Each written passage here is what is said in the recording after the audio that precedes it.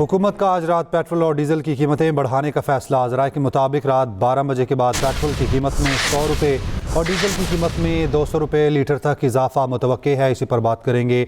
Bureau chief Islamabad Aamir Ilyas Rana साहब हमारे साथ मौजूद हैं। आमिर साहब, बहुत शुक्रिया आपके वक्त का। कितना इजाफा मुतवक्के है कीमतों में?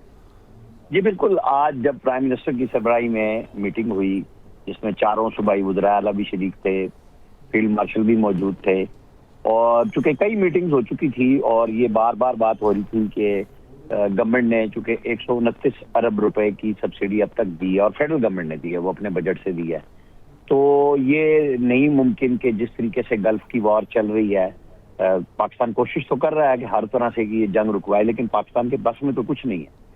तो पहले जितने वसाइल मौजूद थे पीएसडीपी से वो लेके इधर शिफ्ट किए गए, लेकिन फिर ये सब जगह सूबों से बात करके कि फिर सब्सिडी से कब तक पेट्रोल दिया जाएगा।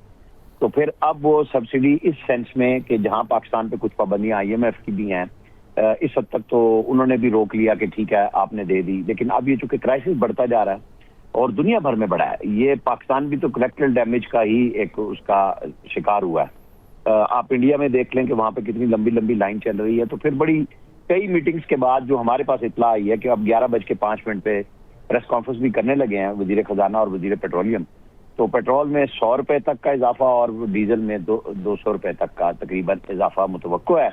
और मोटरसाइकिलों के लिए 2 पहिए की सवारी का लफ्ज इस्तेमाल होगा उसमें कि उनके लिए 20 लीटर या 200 रुपए महीने की सब्सिडी इस सेंस में दी जाएगी। और जो एग्रीकल्चर मशीनरी है उसके ऊपर सब्सिडी अनाउंस होगी, वहां पे जो डीजल के लिए होगी, और जो पब्लिक ट्रांसपोर्ट है उसके लिए भी तवक्को है कि उसमें कुछ सिस्टम बनाया जाएगा जो अनाउंस तो ये करेंगे, और इसमें सूबों को ऑन बोर्ड लिया गया है।